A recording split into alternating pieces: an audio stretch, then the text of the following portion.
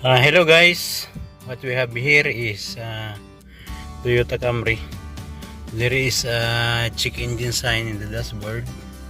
So let me start because there is some problem. There is some vibration in the engine. It seems like it's misfiring. So let me start. Okay, but see, there is vibration. Let's switch on the AC. More vibration coming like that. So let me check in the engine. See the engine, guys, it's too much vibrating like that.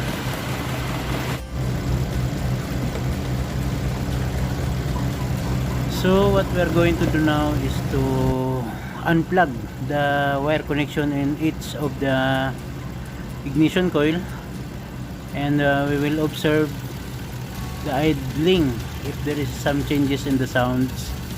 So this one is good, there is a response, and the other one, this ignition also is working because there is creating more vibration when it unplugged. And this number 3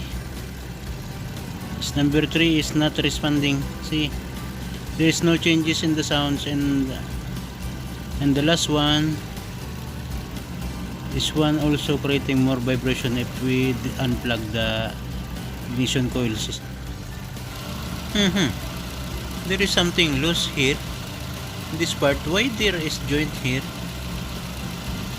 See guys, there's some changes in the sounds if I press this joints. So maybe here only the problem in the joint. See,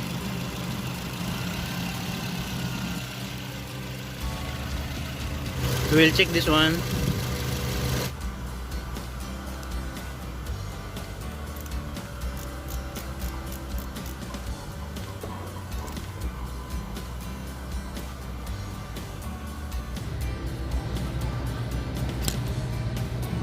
See guys, maybe the problem is only in these joints, so we will reconnect it properly.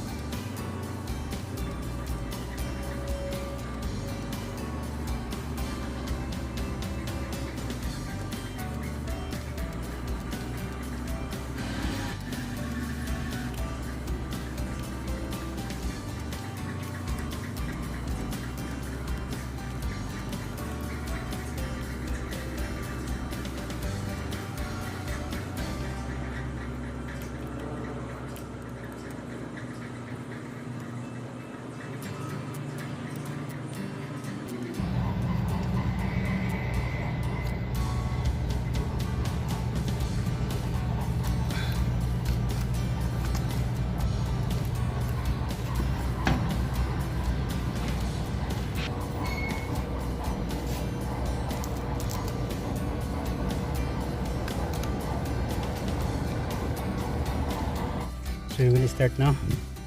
Check. The check engine is still there, but we will start. So check engine is disappear and engine is running good. Okay, the problem only is the wire connection.